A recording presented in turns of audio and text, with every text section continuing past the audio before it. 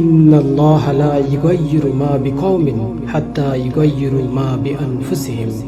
নিশ্চয় আল্লাহ কোনো জাতির অবস্থা পরিবর্তন করেন না যতক্ষণ না তারা নিজেরা তাদের অবস্থা পরিবর্তন করে। আমরা প্রায়ই ভাগ্যের দোষ দিই বা অলৌকিক কিছুর অপেক্ষায় থাকি, ভাবি একদিন সব সমস্যা নিজে থেকেই ঠিক হয়ে যাবে। কিন্তু আল্লাহ এখানে পরিষ্কার বলছেন, যদি তুমি তোমার জীবন বদলাতে চাও তাহলে সবার আগে তোমাকে নিজের ভেতরের পরিবর্তন আনতে হবে।